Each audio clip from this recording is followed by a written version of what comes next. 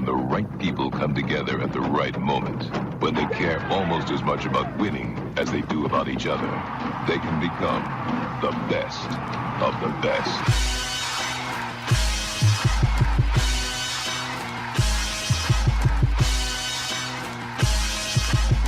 Welcome to the best soccer show, the best soccer show in the whole world. Here we go! It's the best soccer show. Jason Davis, Jared Dubois. That was really, really loud. I am so sorry. I was hoping that you would have this self-awareness. I didn't realize that doing the cupped hands would make it that much louder. You've seen how a megaphone works, right? Thank you. Acoustics, my strong suit. We are live on a Sunday night. We again are counter-programming live Major League Soccer playoffs, Jared. Who wants to? It's already 2-0. Everyone knows who's going to win. It's over. It's over in Texas. Austin's going to walk to the Western Conference champion. I'm probably just jinxed them. Western Conference championship against who? Mr. Dubois, will they play in that Western Conference championship, that final? Who are they going to play? Not the Galaxy. LAFC, Los Angeles Football Club. Sans Gareth Bale, Giorgio Chiellini not starting. Victory cigar, Giorgio Chiellini. Did you see that one coming? As a Galaxy fan, no, of course I didn't see that one coming. But I don't know that we're going to spend a ton of time breaking down what happened in El Tráfico, but I enjoyed myself. I stayed up late. It was definitely commitment, but I enjoyed myself. Jared, at least your boys gave us some entertainment. I know you want to put a hit out on Koulibaly for what happened to the set piece and Chicho Arango's goal, but other than that, I mean, it's right? not the set piece itself. It's just, how do you not shepherd a ball out of bounds? It's one of the essential things you do as a defender. Like, use your body, let the ball run around the end line. It's the 94th minute. Go to extra time, you know? Like I'm picturing Jared Dubois in his living room watching that game and doing the movements that you would do as a center back, because I know you're a center back. Just like bodying Quadro. No, what went through my head instantly was, that's the kind of stupid play that ends up losing you a game. And that's what happened. I mean, it was incredibly frustrating. I think I told you before the show started. I think my kids heard me say the MF word for the first time in our house. Like, they weren't in the room, but I think it was loud enough. Mother, father, really, really loud. That through their headphones in another room watching Minecraft videos, they know now how I feel. Oh, you did not require them to participate in the soccer watching with you. It's gone. It's gone. Like, at this point, neither of my kids are going to ever do that with me. Like, I'll take them to the World Cup in 2026 because they won't have a choice. But my oldest is now going to be in club volleyball. My youngest, he's playing still a little bit, but neither one of them got the bug, man. No, I my oldest, that ship has sailed a long time ago, and that's fine. He's going to go and be an artist. Sports are not his thing. The little one, though, I think there's a shot here. I think Mr. Thiago might be my guy as I move through. Well, you better be. You need a Thiago, for God's sakes. Yeah, but there probably are Thiagos who do other things besides play soccer and watch soccer. But there we go. Well, I mean, he knows the game. He'll see it on television. He'll be like, football, because Papa is over here telling him that's football. That's football. We're kicking the ball around the house. The ball's like this big around, but we're doing it.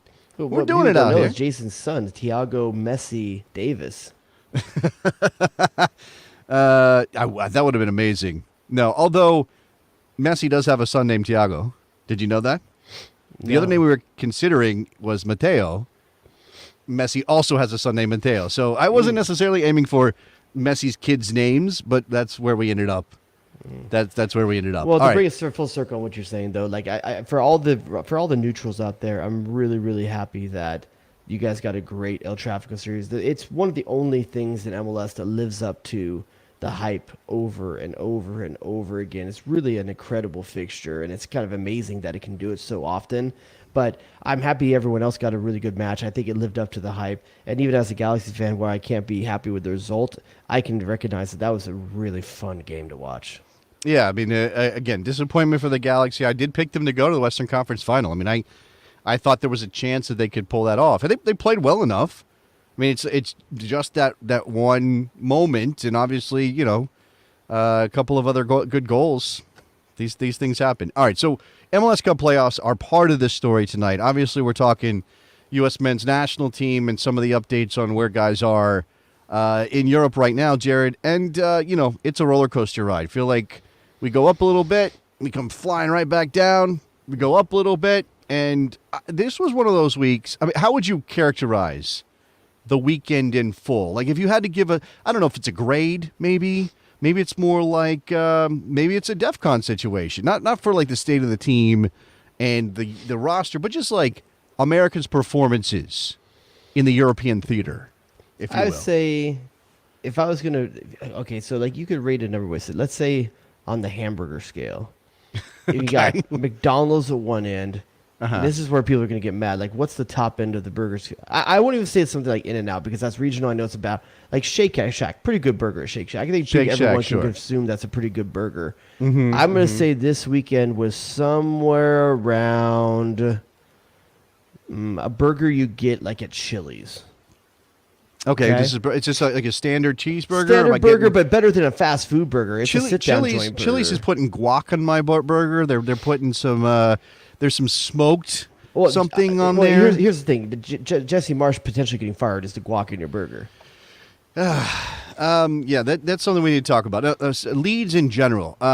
Somebody is talking about Tyler Adams. So I watched the game today, most of it. Leeds United against Fulham. Obviously, that was the one that felt like a must-win for Jesse Marsch. No Tyler Adams on the field today.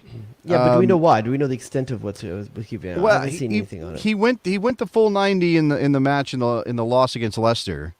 I don't know. I mean, so obviously so did Brendan Aronson. They keep winding him up and throwing him out there for Leeds United. There was a little bit of a discussion, which I think is interesting, over in the Besties Slack, which you can get access to if you sign up for the Patreon. It was Mike and Philly. I don't know if Mike and Philly is listening this evening. Michael freaking Arasco Fiscal. It's quite possible.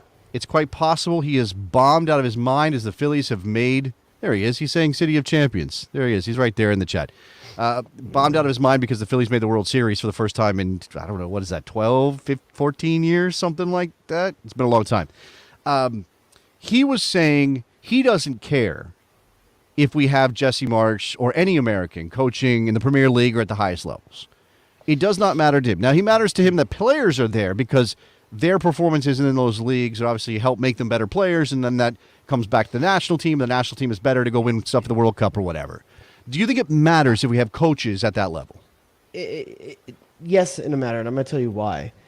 Is Brendan Aronson and Tyler Adams playing in the Premier League if Jesse Marsch isn't that coach? Well, Mike brought that up too. What we do have the ability is to say that by Jesse Marsch being there, we can assume that they're there because he's there. There's plenty of evidence to say that those are both guys that he has vested interest in and want to see. So that's why they're at Leeds. Not Premier League, but that's why they're at Leeds. Hold on.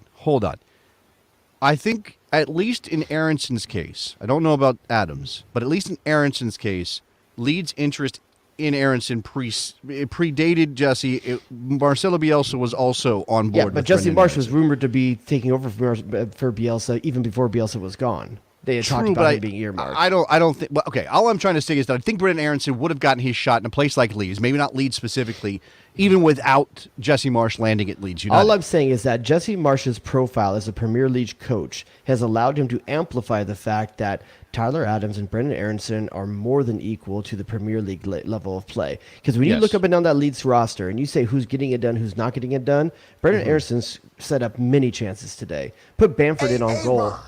I mean, the Rodrigo goal actually comes from Branson slotting Jack Harrison through and eventually getting blocked. But Aronson is active. He's dangerous. Tyler Adams, one of the best sixes in the Premier League. I would put him top 5, top 7 sixes in the Premier League this season in most stats. Okay, I think the question for those guys, I mean, this is kind of beyond what we're talking about with Jesse and his status, but I'll just point out, I just like to say that clearly those guys work in that system. Now, whether the system is working or whether there's a talent around them to make Leeds successful is a completely different story. And, I'm at the point now where I've pretty much made my peace. I think I saw again today that the board is backing Jesse and that there seems to be some sort of let's get to the World Cup, and then obviously there's you have to do this much before we get there, before the break happens. Because if they're sitting in 18th when the World Cup break happens, he's gone. There's no chance. He's toast, right?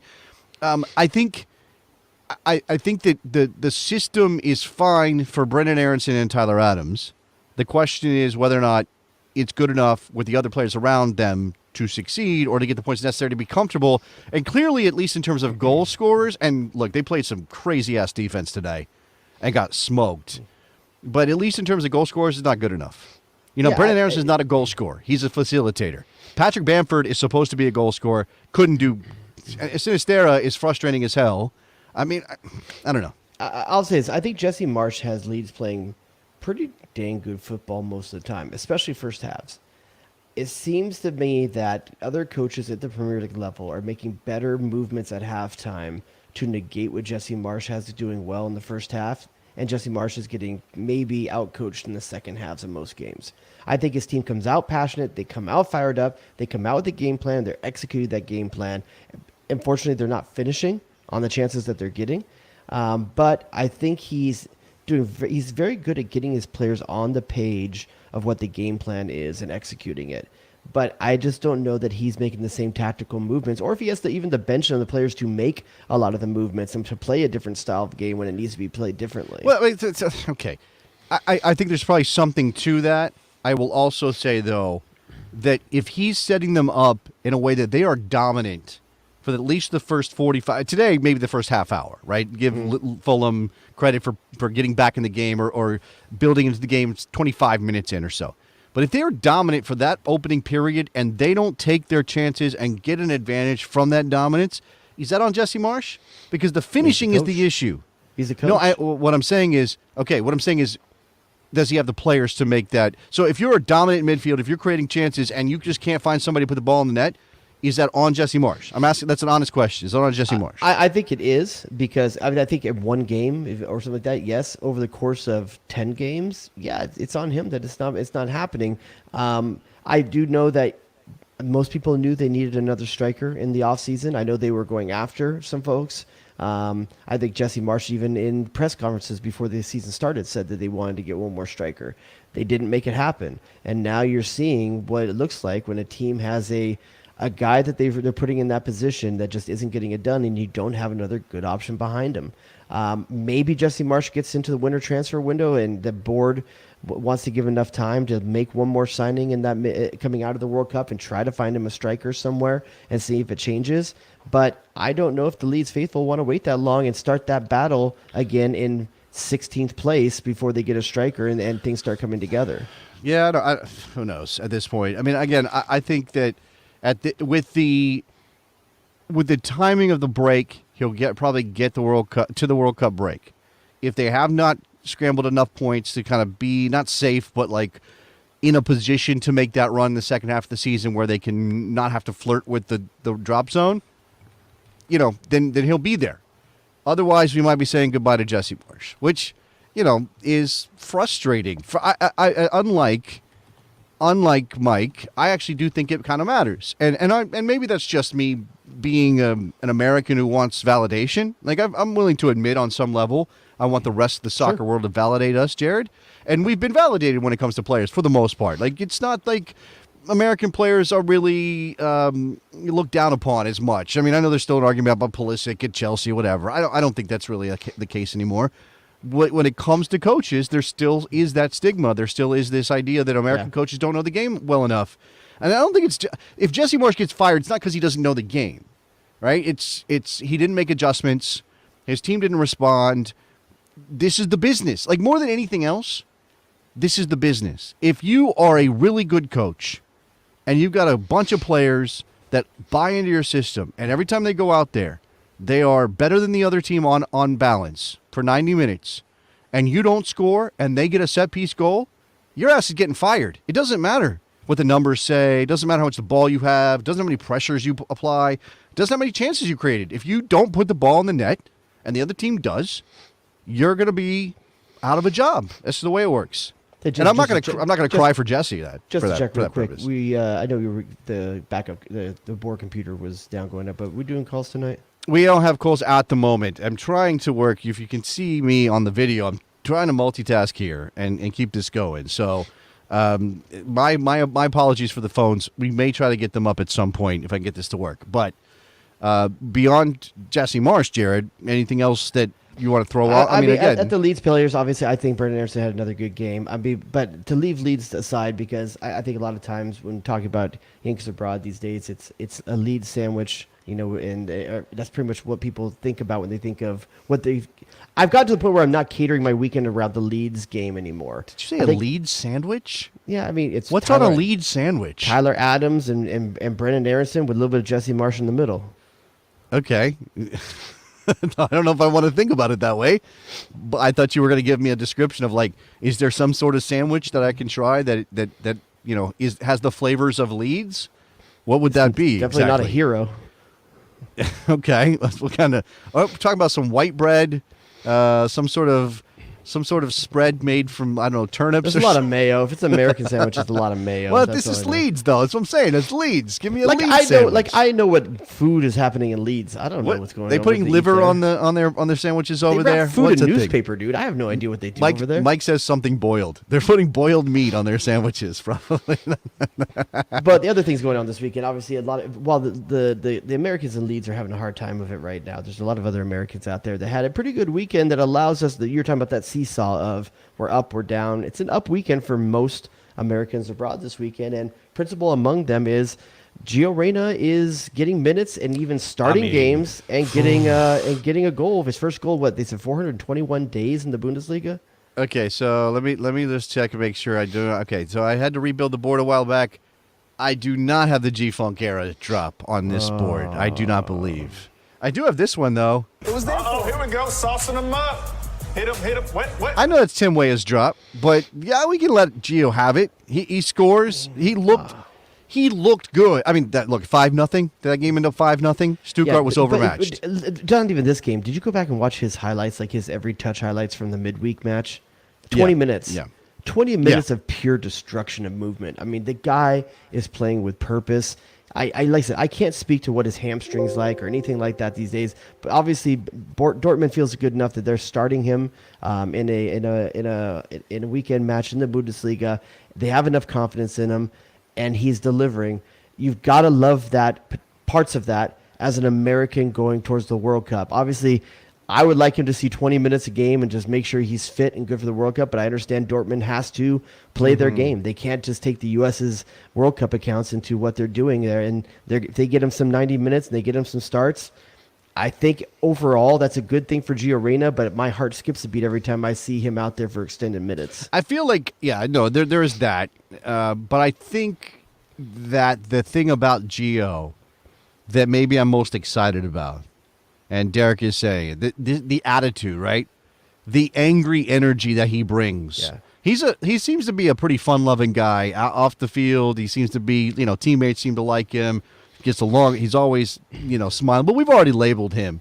Like, it's pretty clear that he's got some, I'm not saying he is one, but he's got some high school bully energy. Like, it's there for sure, right? I don't know if it's high school bully energy. No. I think it's more the guy that always is going to have snaps on you, like the guy that's always going to at least, I don't know. I actually take it as he is a dude that is going to require the best of everyone around him.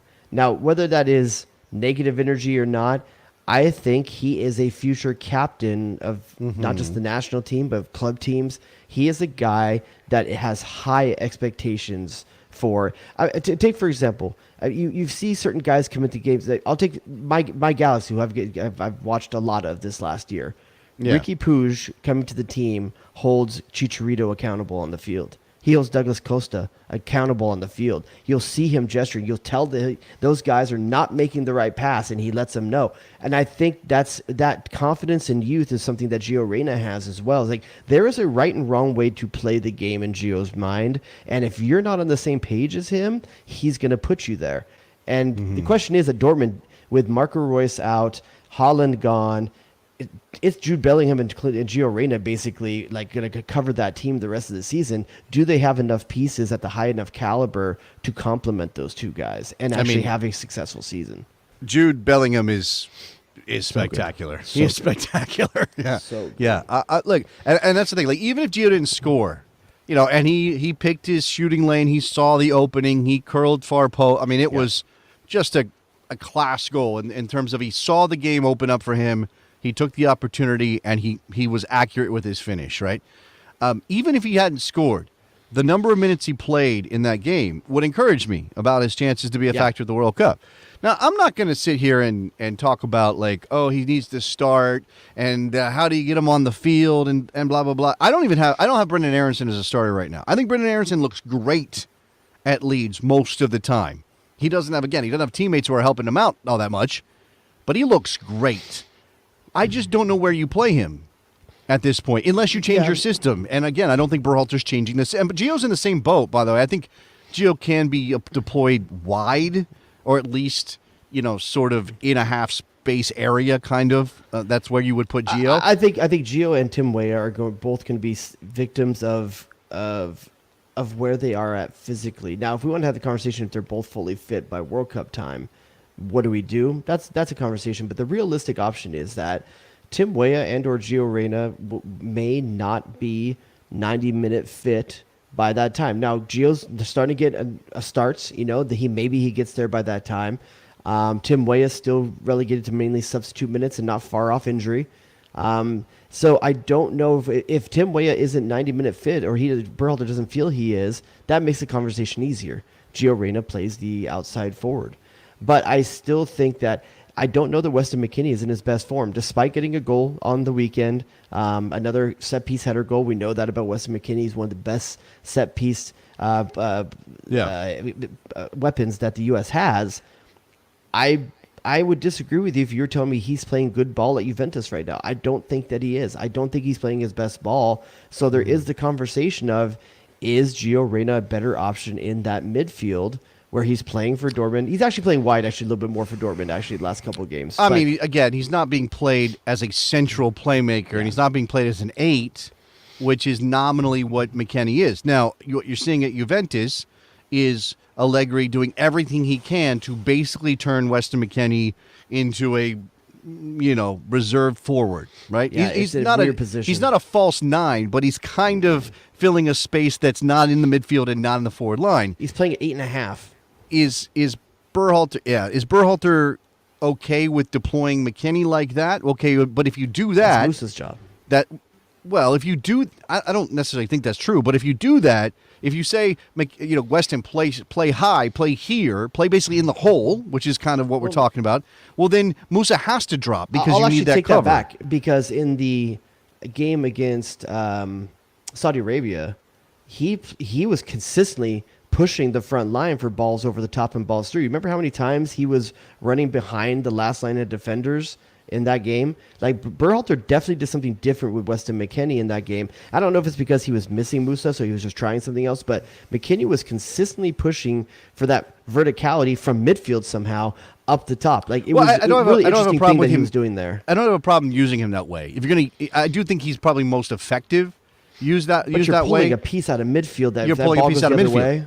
Right, exactly. But this is the thing. If you're going to play a 3-man forward line, and you're especially going to play Pulisic, who's going to you want him to push high. Pulisic can drop into midfield, but you're obviously not, in the attacking sense, you're not going to be effective with that. If we're talking about the other side, like this is the argument, should Gio Reyna be lined up on the right side? Well, you're playing 2 inverted wingers, then you're basically getting no width out of that position, and you're certainly you're compacting everything for that.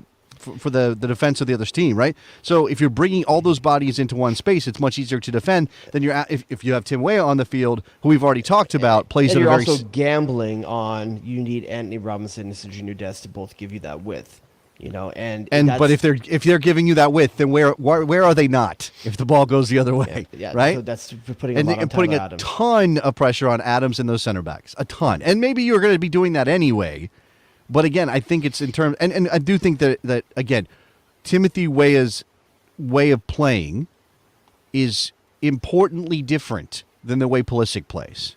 Yeah. If you're going to play Pulisic, right? Yeah. Now, maybe you say, drop Pulisic and play Reyna. I still wouldn't do that. And I do, by the way, talking about Christian Pulisic, and I know there's some other players who are hotter right now than Christian Pulisic, but I don't think, look, he's not getting the time anybody wants, but I don't think he looks bad.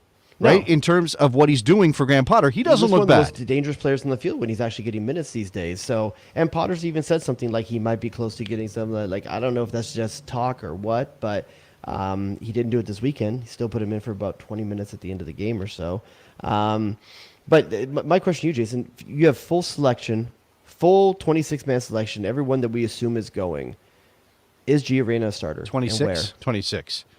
No, Gio Reyna, right now, for me, Gio Reyna is not a starter. And I don't say that because, okay, if you said, hey, Jason, you're now the coach of the U.S. men's national team, I might try really hard to find a way to get Gio Reyna on the field with Pulisic. I don't think I can do it with. I don't think I can do it with Aronson. I don't think I can do it with Aronson. I think you can't. I mean, okay, or you're dropping McKennie, or you're dropping Musa, which I don't think is an ideal situation. I think American fans need to get ready for the fact that Brenden Aronson and Gio Reyna are not going to be starters for this team. That being said, I think there's a possibility that at some point maybe Gio Reyna does start one of these games. But I just don't think Berhalter has a tendency to go with what has worked. And Gio Reyna, unfortunately, didn't get to audition much last year. He didn't get to show Berhalter consistently what position he should be in for this team, where other guys, we literally came up with a name for how well the MMA midfield was going. Like, they literally were doing fantastic in that position at certain points during the last year. So Gio Reyna hasn't been able to be a part of that necessarily. So I think that Berhalter would be rolling the dice quite a bit. Now, would it be a cool change of pace to throw a team off and maybe the first game of the World Cup to throw Gio Reyna in there? Yeah, but you're also taking a risk, and I don't think Berhalter's the type to take risks. I think that's probably true. I think you could find a man. So I guess, okay, here's a question. Is Christian Pulisic a must start in all three group stage games? No. For you, he's not? I don't think Christian Pulisic's a must start in general, to be honest with you. But Okay. just because I don't, he's not playing much. It's hard to know. People say this. If Gio is 90 minutes fit, he has to start. Tell me where he starts. Tell me where he plays. You're gonna take Timothy Weah out of this team to put Gio Reyna in? Probably the most effective offensive player in Berhalter's system. The most consistently dangerous attacking player you've had over the course of qualifying and now is Tim Weah when he's healthy. Yeah, agreed. I mean, he's the only guy that's truly playing the system way Berhalter wants, and it's actually effective when he's in. So I always say you could convince me a lot easier that Gio Reyna has McKennie's spot or something like that than we're going to talk about him taking Weah's spot if they're both fully healthy. Well, and here's an argument for, hey, it should be Christian Pulisic who starts and Gio Reyna starts in that spot. I mean, Christian Pulisic is literally one of your, four captains, so that's going to be a tough sell as well. I mean, Berhalter rewards the guys that have been there for him, and he's done it over and over again. I don't disagree with was Blueberry in the chat right there. Like, he probably should, to be honest with you. I would say that he may be more effective. I don't think Berhalter's going to do that. Man, it's all right, man. I guess on some level, I mean, we are talking about issues at center back and center forward and all that stuff. But it is sort of crazy as an American soccer fan to take the 30,000-foot view that we're talking about, hey, should we bench our Champions League goal-scoring Chelsea winger for our Dortmund 19-year-old Champions League goal-scoring winger, or whatever he is? Should we bench that guy for this guy? Not, hey, let's get them both on the field, right? Because again, how do you get Tim Weah out of the team? And I have mentioned him already, but we haven't even really considered exactly how you would manage to put Brenden Aronson in the team. So anyway, just to remind folks, so people might remember, but I remember the T-shirt. Like, Gio Reyna and Christian Pulisic are both on that T-shirt for the Mexico win. So just a reminder, Tim Weah didn't start that game. He came in he's in the T-shirt. He's on the T-shirt, but he's not. Came in the 60th minute. So they were running a version of the offense at that point where Gio Reyna, who came in for, Gio Reyna started. Tim Weah came in for Serginho Dest, and Pulisic started. So in that match, the starting lineup was Gio Reyna on the right of the forward line, Josh Sargent in the middle, and Christian Pulisic on the left. That was the starting front three. And then at some point they pivoted and pulled. I'm trying to see who they pulled out to make that happen. Tyler Adams came in for Tim Ream in that game. Tim Weah came in for Reggie Cannon came in for DeAndre Yedlin, and so they must have just gone to a 5-man midfield or something like that at that point, and gone to a three-man back line when they put Weah in for Dest. So, I mean, it looks like probably in that case, Reggie Cannon, so it probably looks like they went to a 3-man back line, Timothy Weah comes on, but that's not going to be your starting lineup on how to get these guys on the field. We're not going to play a 3-5-2 in a starting lineup, but that's just wanted to remind people because it keeps people wondering. I remember them being all on the field. That was the scenario that got all of them on the field in that game. Yeah, okay. I've seen, drop McKinney for Reyna in the 4-3-3 as it currently exists. I just don't see that happen. I mean, I'm pondering whether you could do it, and you certainly could. Gio's going to play it much differently than McKinney does. Weston's utility as a defender, I'm kind of processing this. Does he have a ton right now? Let's talk about the things that the pluses and minuses. Let's just evaluate those two people against each other. Gio Reyna is going to get you better penetration with the ball. He's a better dribbler. Careful now. He can get you up through the field. He's very Musa-like in that way. In Musa and Reyna, you're going to have two guys that can carry the ball forward and can penetrate into the offense with the ball at their feet. He's probably a better slot passer, a guy that can create more from the 18 to 25-yard area for the front line. But you're going to get less defense. Wes McKinney's a better defender. It's just the way it is. He's a better defender than Gio Reyna. Okay, okay. What you're saying is okay. I guess that's true. I guess just factually it's true. It's just I'm trying to think about whether or not I'm picturing Weston McKinney, and I have to go check numbers or whatever. Certainly, back pressing when the ball's turned over at midfield because usually he's fairly high. He's good at being in passing lanes, I feel. I'm feeling he's good to be in passing lanes. Okay. And then also one of the big things that you're going to difference between those two, you're going to lose Weston McKinney's presence aerially on set pieces. That's for me. But you gain Gio Reyna's set piece delivery. That's true. Here's the thing a wash about the aerial ability. It's not just for me. It's not just set pieces. And yes, Weston McKinney is our best threat. It's him and then a gap and then Walker Zimmerman and then nobody else basically, right? Yeah. He's also important to aerially in midfield if you are not able to play through midfield with the ball on the deck. You know what I'm saying? And even if you are able to sort of, cut out lines, get to midfield, I feel like he is just, he's good with his back to goal in the attacking third or in the attacking half when necessary. And really, I think a lot of what the U.S. needs to do is find Weston McKinney with those entry passes that he can then lay off or play wide and then make his run, right? And then peel off and make his run to be an extra threat in the box. Gio can maybe do some of that, but he's not going to win balls in the air the way that Weston McKinney can win balls in the air. I mean, he is 6'1". I mean, he's Reyna's sneaky height. I mean, he's definitely he's got some height on him. I don't think he's great in the air. I do think he's faster than a lot of people think he is. Yeah. So I think it's just a matter of, is there too much like for like in terms of roles if you have Musa and Reyna both on the field at the same time, two guys that want to carry the ball forward? Is that a slippery slope for the coverage that Tyler Adams needs? I mean, I think that you're just hoping that they understand when to go and when not to go, and obviously you don't want to turn the ball over. And if we're talking about ball security, but in terms of understanding when to go and when not to go, you haven't played these guys together. Gio Reyna was just in the last camp. Musa wasn't there. That's absolutely true. That is 100% true. So it's like, is Berhalter really going to throw out three guys without injury? We're talking about everyone's healthy. He's way too pragmatic, I think, to throw out those three guys together without any competitive game time. Maybe there was something way back at the beginning of the cycle. I can't remember, but very little, if any. Yeah, I mean, it's an interesting problem to have, right? And clearly Berhalter's about to make his choice, and we're going to find out not just, not anytime soon when we finally hit the field against Wales. In less than a month, Jared. Actually, it's probably a month from tomorrow. It might be a month from tomorrow. If I have maybe not. Maybe we're already under 30 days. Regardless, we're going to find out whether Berhalter thinks he needs to get Gio Reyna on the field if he's healthy, and how many more starts and say 70 or 75 minute plus appearances does Gio Reyna need to make before you feel good about his fitness? I think let's see, how many games do most of these guys have left before 4 games? Is it most of them have 4 to 5 games? I'm not sure how many midweek games there are. If you want to pull up the Dortmund schedule, let's say it's 5. Let's say there's 5 games. If he starts 3 of those and subs in the other 2, I feel very confident about Gio Reyna's ability to play excessive minutes at the World Cup.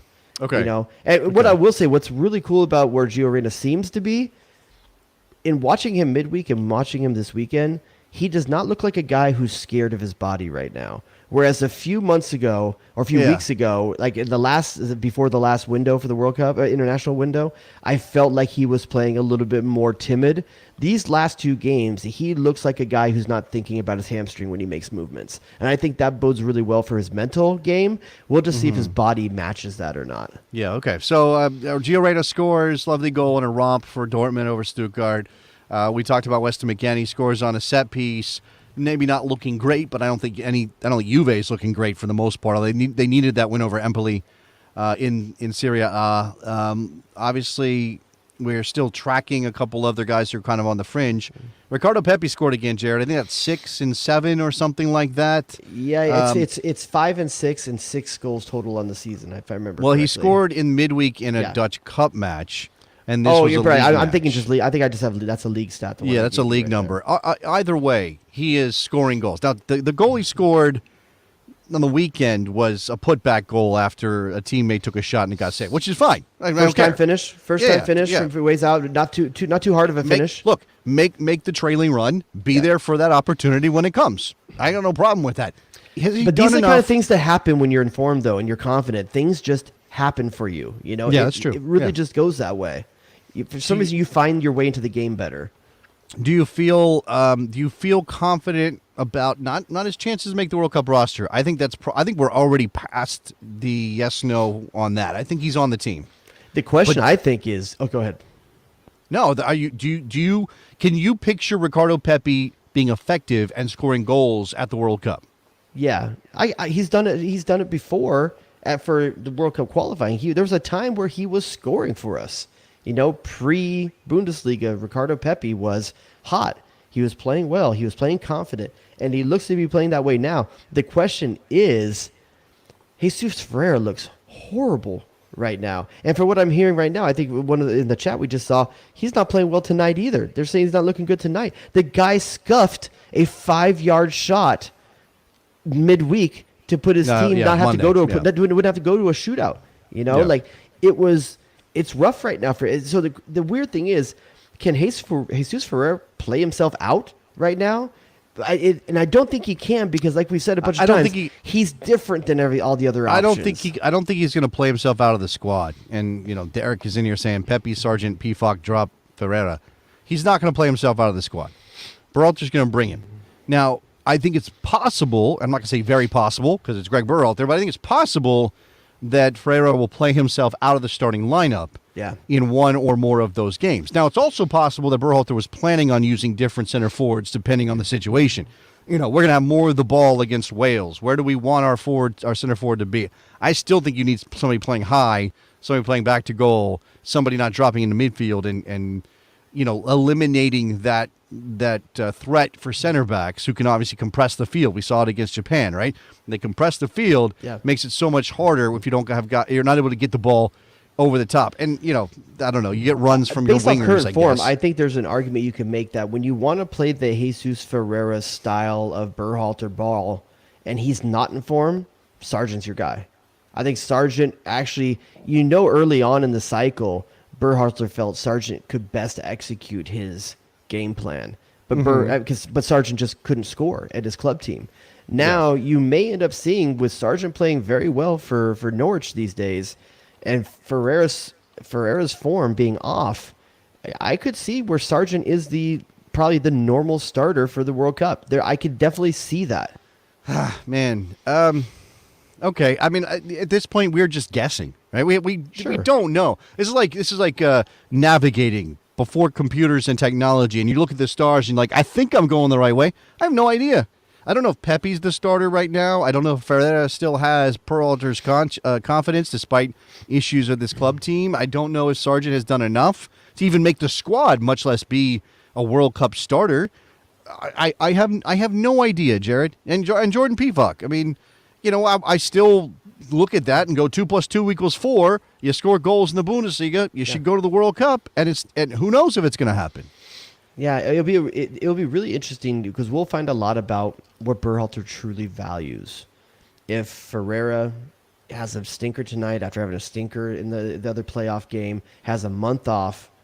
And if P. Fox keeps scoring, if Sargent keeps scoring, and Pepi keeps scoring, we're going to find out at the end of the day how much Berhalter led us on, fed us a line of bullshit, or if he really truly was still keeping an eye on Pepi when he wasn't bringing him into the window last time. Because there's reasons why you could see why he wouldn't bring Pepi in last time. Sure. Hey, you've seen a lot of him. You haven't seen some of these. You haven't seen Sargent in quite some time. Pepi needs to get back on the horse again. I could understand not bringing Pepi if what he was doing in the Bundesliga was just so clear that I don't need to bring him in. I know what he does. He's something else. I got him. He's back there. He's probably coming, but I don't need to see him right now.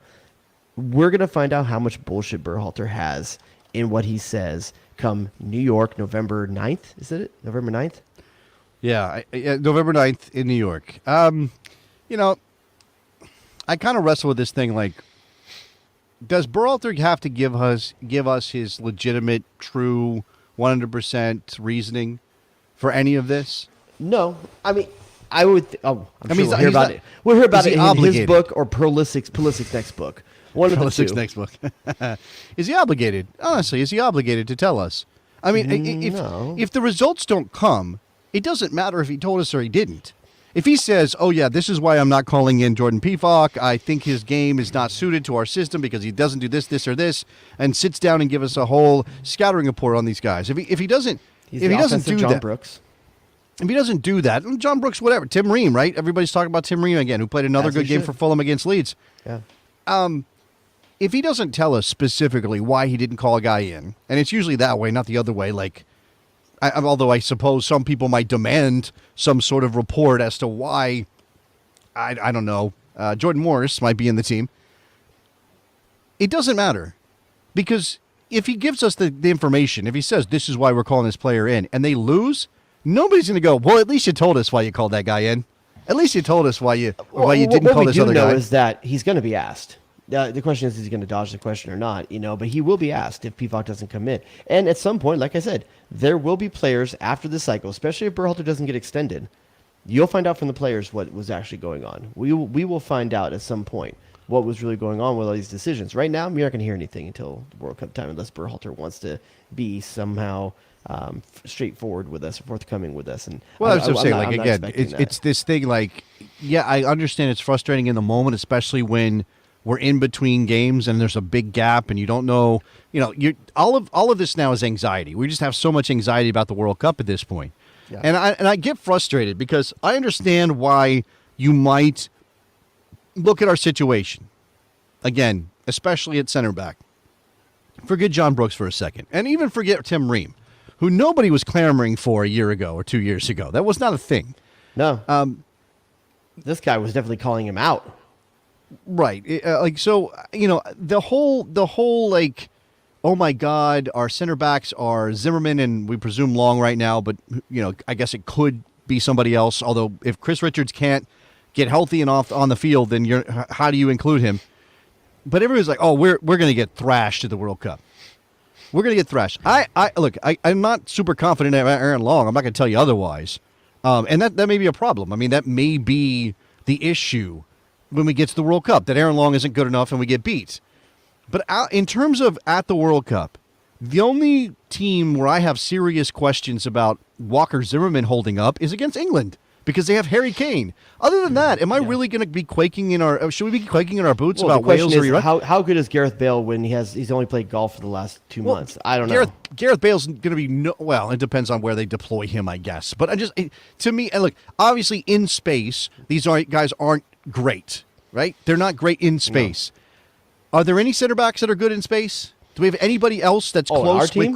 If Chris Richards and Miles Robinson are out injured, is there anybody that's good in space that we can be like, oh yeah, that's the wrong choice, Greg? I actually feel Tim Ream's pretty good in space, to be honest with you. Well, I guess not space if you're talking about running behind, getting behind. Well, I'm thinking positioning. I'm talking about a counterattacking opportunity coming down your throat. But hold on, that's funny. You say that, right? Greg, Tim Ream's pretty good in space.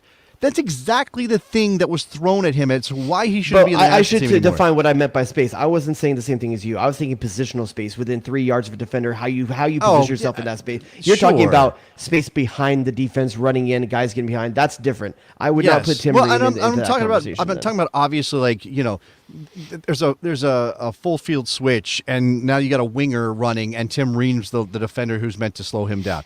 Are you going to be confident there? No. Now, obviously, you have to work everything else so that player is not left on an island, so that you accentuate their strengths rather than have to deal with their weaknesses on a regular basis, right? If you want, go ahead. No, you go finish because I was going to change it slightly to. Well, I was going to say, if you want to levy one significant criticism at Jesse Marsch and Leeds, and this was a thing for Bielsa too, it's that they play in a way that gets them murdered on the counter. They get absolutely murdered. They should. Which is why Tyler Adams has looked so good this season because he's been put in positions where he has to. Yeah. So what I was going to say though, we may have listeners out there that don't track things as well as us, and they count on us to kind of keep them informed on these things. So I want to real quick read a tweet from Doug McIntyre regarding Chris Richards, because some people may not know what's going on or maybe don't know what we're talking about. So for Doug McIntyre yesterday, this is what injured Chris Richards misses 8th straight game for Crystal Palace today. He hasn't played since August 27th. Palace has 2 matches left before the national team's World Cup roster drops on November 9th. Don't see how Richards can be on it. Right. No, I can't. Listen, it's not like he's on the bench and not getting time. He's not even making the team. Hurt. We don't know what's wrong. No one knows what's wrong with Right. it. You need to get ready. All American U.S. national fans need to prepare themselves for not having Chris Richards on this I'm guessing lineup. that Berhalter's getting some sort of report from Palace. Like, he's got to know what's going on. It's just not public. I think you have would you put it 50-50? If Chris Richards can't make the team, that Tim Ream is on it. 50-50? More or less. Yeah, I think so. I think that's possible. Isn't he the break glass center back option? Yeah, well, but Berhalter he called McKenzie in as an injury replacement. He called Palmer Brown during qualifiers. He called in Cameron Carter-Vickers in June. Cameron Carter, I think here's what I think it's going to be. I think you're Zimmerman, you're Long, you're McKenzie. Then McKenzie. I think so. I mean, he's used him in Nations League, and I think he started that Nations League game, if I'm not mistaken. The one he won. He was in that. He made a mistake in the first 10 minutes of that game, and he gave up a goal. He's played big minutes for Berhalter, and so I think there's a level of trust I think Mark McKenzie has improved quite a bit since he went. I to think Belgium. because I'm talking McKenzie or Long. I see McKenzie or CCV. I think he takes McKenzie because he's got more speed and more top end movement than CCV does. Because you're not. Sorry, who are you talking about? I didn't say the full name. No, but who are you talking about? Kamikaze. Okay, I was just like CCV. Who the hell is that? Kamikaze. I don't know what that is. CV. You know, by the way, real quick, I thought it was hilarious. I was watching Welcome to Wrexham. I'm not completely caught up, but I was watching the Wembley episode where they went for the FA Trophy match. They end up losing, right? In the stands, at the end of they're doing slow motion fan stuff. They show a fan doing like double V's, and I was like, "There's no way the American audience knows what that is." It's funny you say that. I actually told my wife when we were watching, "Do you know what that means?" And I explained it to her because she didn't. No. So to answer your question, is the average viewer, my wife, did not know. I just thought that was hilarious. Like right over the head, all the Americans. They're like, "Oh," and maybe the guys editing, I don't know. We're like, "Yeah, just give them the peace sign." Like, "Oh no. All right, go ahead." So Cameron Carter-Vickers is your choice, not your choice. I think for me, I think if you're talking about you need to bring someone mobile.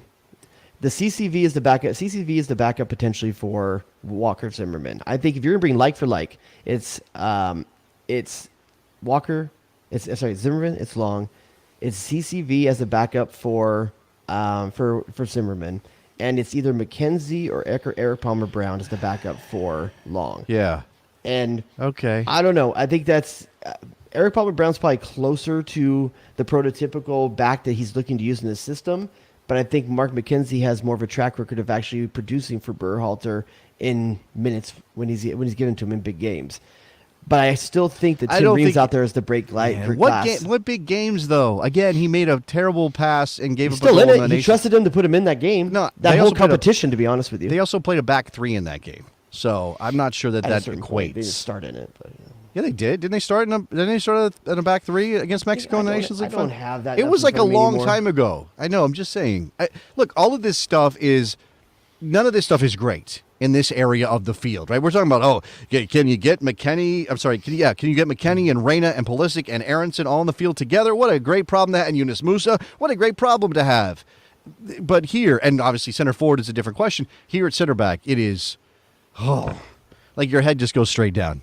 And you do the Charlie Brown walk. Because, look, I'm not one of those people who is super down on Walker right now. I don't think he was as good this year as he was last year when he won Defender of the Year. But I think he can be a serviceable World Cup defender. We've gone to World Cups with guys like that who have done very, very well. I don't think Jay DeMerit had a profile of some superstar when you go to the World Cup. But I do think we have an issue if Walker goes down. Tim Ream is approaching PFOC status, where how do you not bring a guy that is producing in one of the best leagues in the world? Tim Ream is that on the defensive side. How do you not bring a guy who's captaining and performing at a Premier League standard? And not just that, Jason, who's playing directly to his left every game? Yeah, I know. Jedi Robinson's over there. I think that if you really think about it, Tim Ream is the better answer in terms of who's that last pick on the defensive bench. Did you see more than Eric Palmer-Brown, more than McKenzie, more than CCV? I would drop any one of those three to have Tim Ream somewhere in the background as a break glass option. Did you see the quotes from the Athletic, Anthony Robinson talk? It was about Fulham a little bit more than it was about the national team. But he said, and his tongue could have been firmly in his cheek, and he is kind of a jokester character. We know, his card tricks and all that. He said, "I'm learning how to play on one ankle." What he said after his injury. Yeah. Did he look like a guy playing on one ankle today against Leeds? Because I don't think he did. No, I mean, very good. The good news is that he's going to have about 2 weeks to get released before the first game of the World Cup? No, it's a week. Is it 1 week? It's 1 week. The league stops. They have a week before the World Cup kicks off, and so he'll have like an additional day. 2 weeks from the roster. It's 2 weeks from the roster. The roster drops on the 9th, and they're playing games on the 21st, my guy. So it's definitely a quick turnaround. There is also that debate, that discussion that's happening around. Dallas is down 2-1 still. And somebody give me an update. Right, they're down 2-1. So Austin looks like they might finish this thing out very shortly. 74th minute. So 15, 16, 20 minutes away. You've got Jesus Pereira who's about to go idle. You've got Paul Arriola who's about to go idle. Yep. Walker Zimmerman's already idle. Aaron Long's already idle.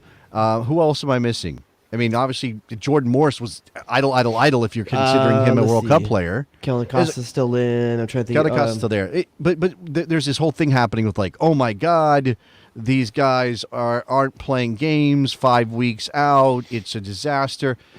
Look, I mean, I'm not saying they're going to be super sharp, but do you think that? It's okay. I guess what it is, it's relative, right? All those guys in Europe are going to be playing games at a high level all the way up to the World Cup, and they go straight into the team, straight into the World Cup. In a normal World Cup, in a summer World Cup, there's a gap. The season ends, and there's 3 or 4 weeks before the World Cup begins. Yeah. And nobody says, "Oh, these guys aren't playing games. They're not going to be sharp. It's going to be a disaster."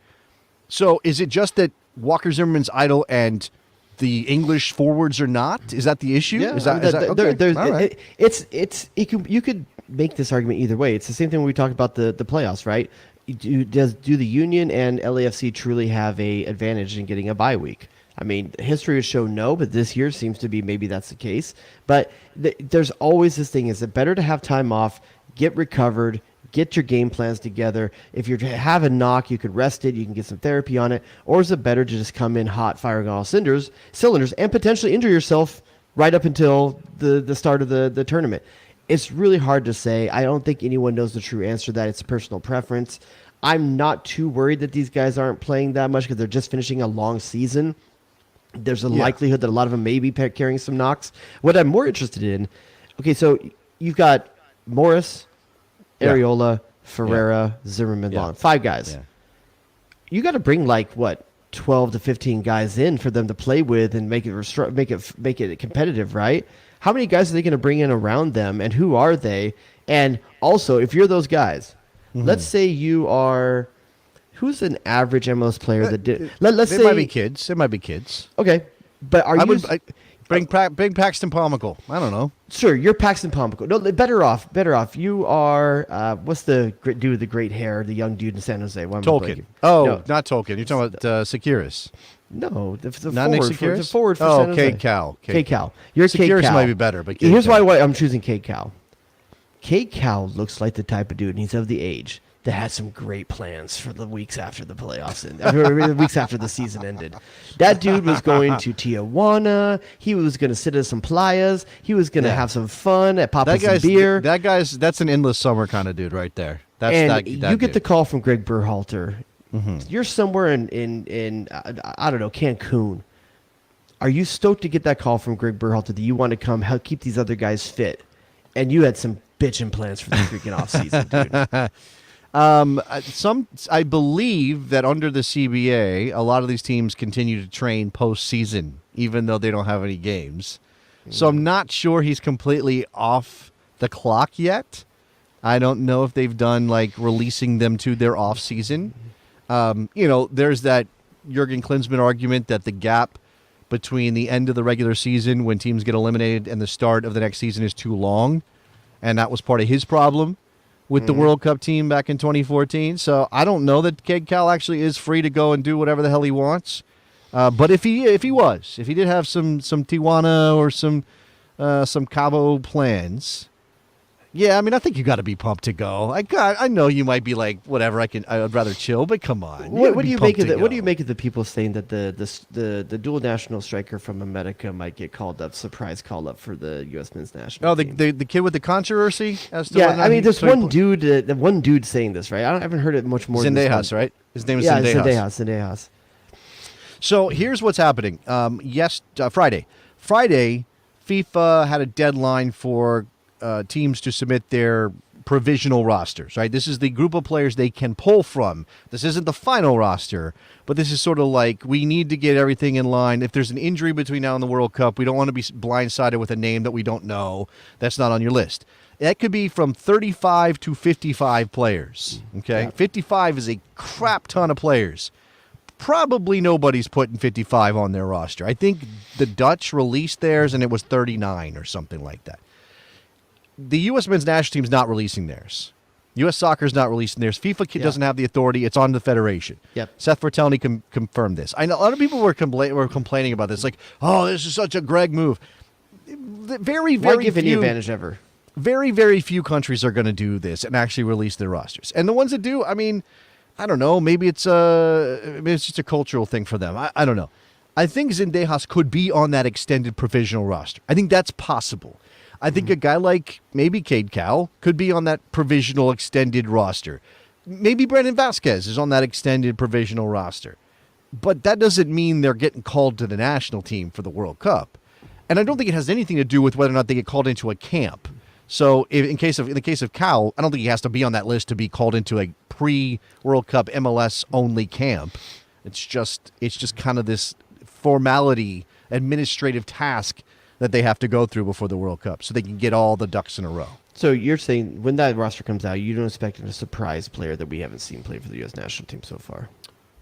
That roster, the 55 or whatever provisional roster is not going to come out. So we're not going to know if anybody's on it unless they No.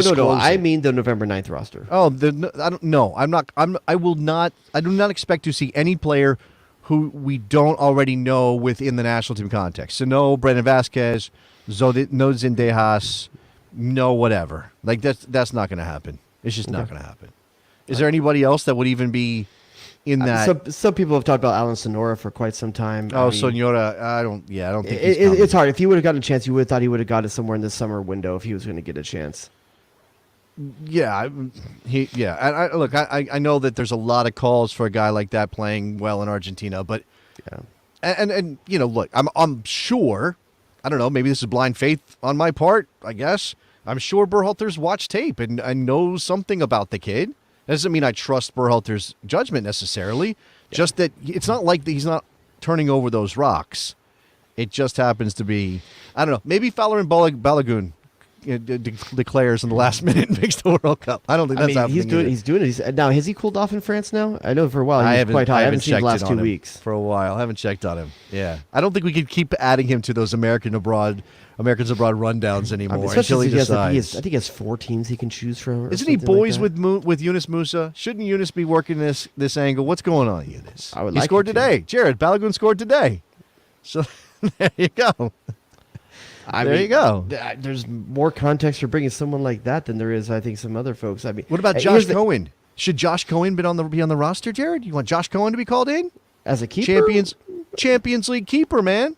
I mean, played really well against I'll say Juve. this, up until he let kind of a weird one in. I thought Sean Johnson looked amazing today for New York City FC. He let kind of a weak one in eventually, but man, it's hard to bring in a keeper. Actually, it's easy to bring in a keeper. It's easy to bring a third keeper in if you think it's something that's going to help you win. But it's going to be third keeper is usually a chemistry position. Yes. It's usually a chemistry position. Marcus Hahnemann was a fine goalkeeper. He didn't go to the World Cup because he was the best option necessarily. He went because he was part of the culture. They knew that guy. He was great in the locker room. He didn't have any problems being the third keeper. That's not made for everybody. His blood was 33% Red Bull. The dude was always hype. Dude literally had Red Bull behind his goalpost. By the way, what's crazy is that I think we went from a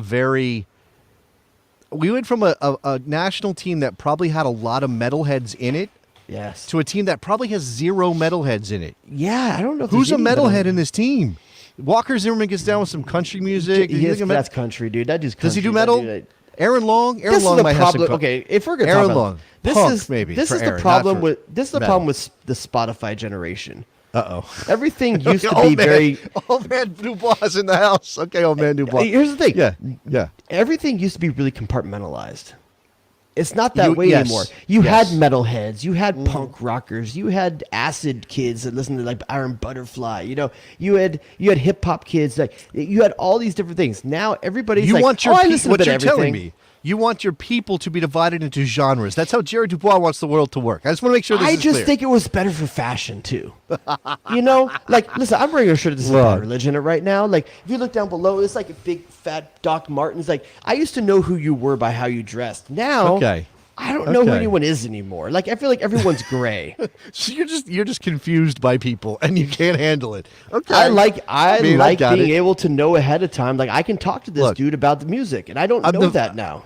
I'm the founder of Old Dad FC, and I'm not even going down that road. Like I was an eclectic person when it came to music. I for the most part despise metal. I can't do metal. Metal's definitely not my thing.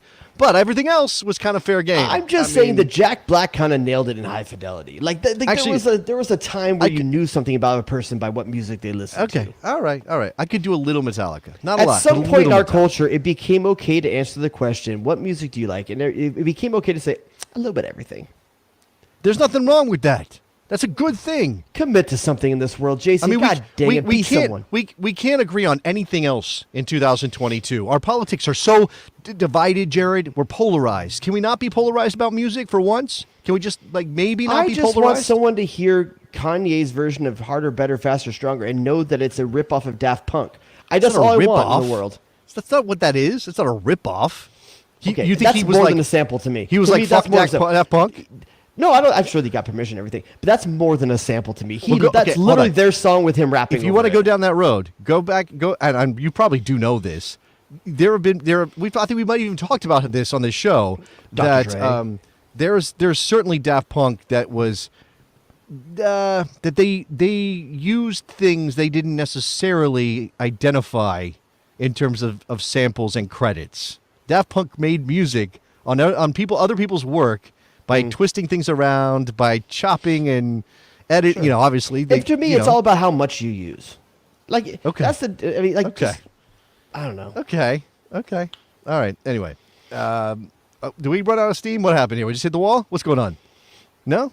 I don't know. I just got passionate about music all of a sudden. I don't know why. We talk about there's no metalheads on this team anymore because there are no any heads anymore. I don't think that's true. I think there's hip hop heads and that's it anymore. I don't think that's the only genre where there's like a very defined. I don't think. And by the way, let me put on the old Dad FC jersey real quick and come back to this.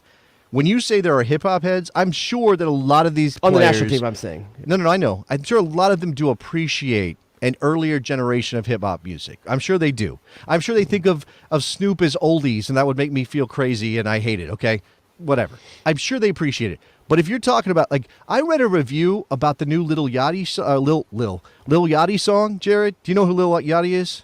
I've seen him on Hot Ones. Okay, so you know Yachty. He doesn't then. like spicy food.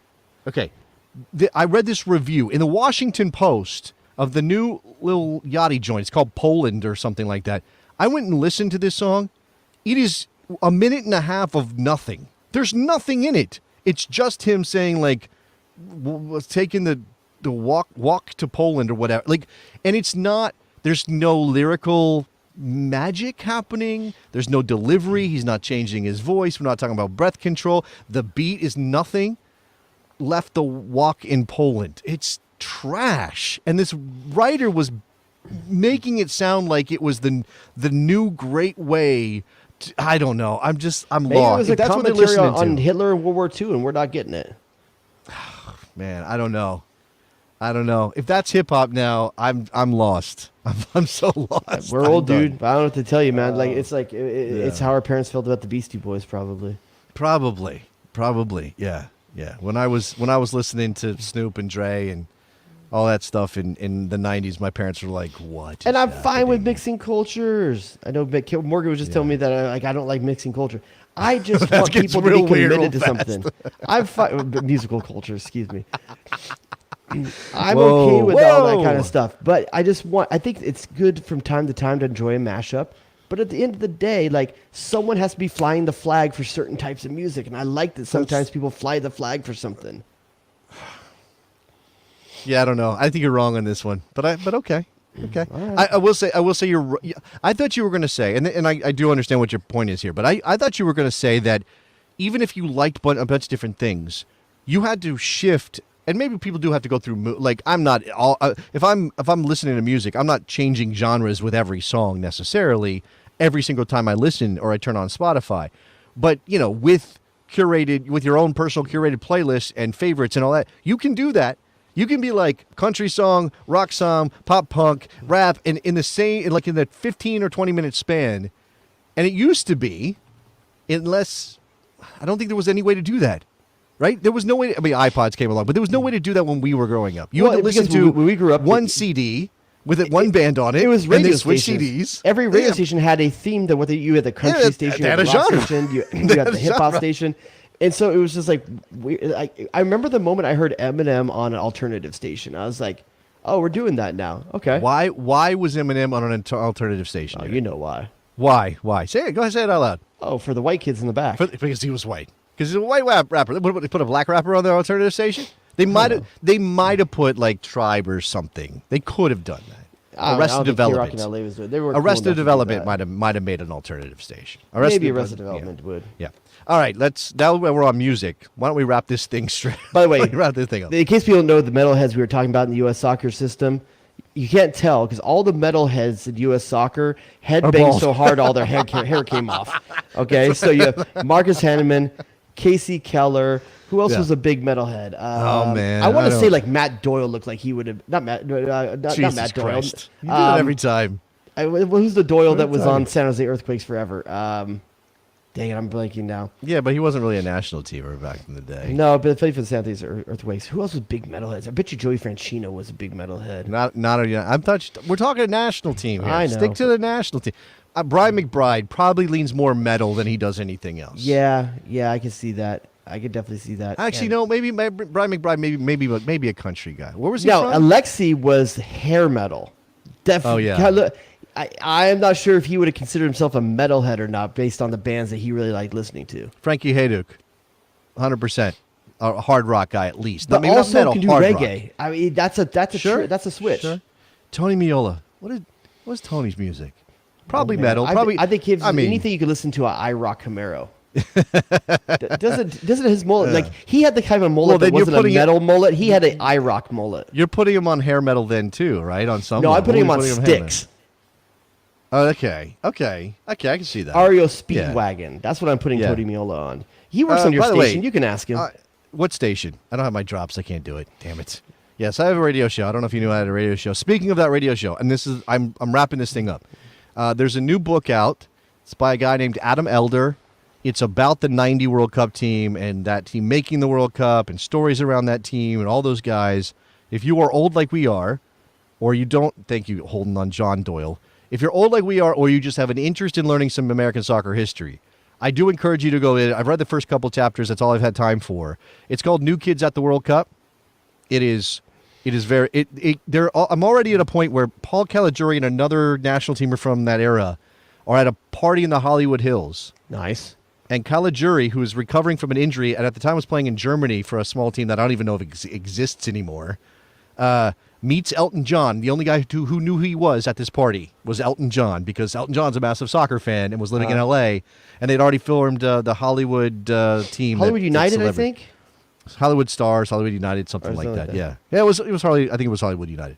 Anyway, go read that book if you haven't interested. And by the way, I happened to be history. listening to your show during a lunch break recently where you were talking about World Cup snacks, and I gave you. Gave me like 5 minutes. Did you use my tweet on your show when I told you the snack that I thought should be a World Cup snack? I did not. You didn't use it. I used it I gave it to you for express interest of you using on your show. Come on, you think that wasn't good? Yes, that was you're talking about World Cup snacks. You have bugles, but you make them longer, and they're just for 1 month called vuvuzelas. No, okay. If the company that makes bugles made a snack where they elongated a bugle, yes, that's not even a good snack. I don't want to get into it. They elongate a bugle and turn it into a vuvuzela, then it would count as a World Cup snack. I want snacks. Like, the problem is I think there's only so many licensing things that they do, and I'm going to run out of officially licensed snacks. But there are lots of companies who don't have a FIFA deal or a U.S. soccer deal who are going to slap a soccer ball on their chip bag and say, we're a World Cup snack, or whatever they can get away with. And those are the snacks I want. I want ones that are specifically being marketed as snacks for the World Cup, Jared. That's what I'm looking for. So you don't want to have like wrap snacks or something like that, and it's like they've got flavors that are names of players. Like, I would love that. Flavored. I would love that to be the case. Yeah, for sure. Sure. Like, do you think that if Little Debbie or Hostess was like, hey, Mr. Donovan, could we make a Landy cake and sell it? I think you'd be on board? I was going to tell you this. It's very dangerous to have some footballers in cream-filled things. Like, there's a lot of stuff that you may not want to do. Okay, I don't even know where that was going to go, and I don't have the board. I can't even play the drop. You can't even be chastened for your inappropriate behavior. I see Nick moving fat quickly. I think he's trying to do it for you. Oh, kind of sounds like it's underwater when we do it start doing this way. Every time that bell All hits it. right. We're extending for no particular reason. Any other final thoughts here? Austin's final. Austin's in against LAFC in the Western Conference final. So it's 1 versus 2. No, 1 versus 3 in the East because Montreal got bounced, right? So 1 versus 3 and 1 versus 2. Both top seeds still alive. We haven't had a 1 versus 1 since 2003, I think. And obviously, Supporter Shield winners very often do not win MLS Cup titles. So LAFC trying to buck that trend. Congratulations, I don't think Austin. They're gonna have a problem. I don't think they're going to have a problem getting by Austin. I think LAFC gets by Austin. We'll see. I mean, Austin beat LAFC in Austin. It was a big deal for them when that happened, right? Yeah, but this postseason, they're on a roll right now a bit. So I still think Philly takes the whole thing, though. All right, so here you go. Patreon.com/TheBestSoccerShow. Sign up, just a couple bucks a month. Access to the bonus show, which we basically do every week when we can. We need to do one. We have the Bestie Slack, which is continuing to roll on. Lots of discussion about soccer, but also lots of discussion about other things in life. And networks of people sharing and meeting up and doing cool stuff. What else, Mr. Dubois? Should we tell the people about? I think that's about it, guys. Yeah, tell your friends about us and write a review somewhere. We need to get back to that so we can read some reviews on the show. We've tried to encourage people. Maybe we need to do a giveaway or something. Yeah, something you can give away. You got a log back there. Can you give away a log? Are those fake logs? I do have a Simon Lizotte Crush Boy Stamp P2 Discmania P2 putter right there. I can potentially made no sense to me. You might have been speaking gibberish. That was Greek. What was that? You're talking about things I got discs. Stamp Boy Party 2 XY putter. What was that? Yeah, again? all those things. All I know is that all those things put together mean banging chains. Yeah. All right. With that, we're going to wrap up this episode of the Best Soccer Show. We'll see you guys next week. Bye.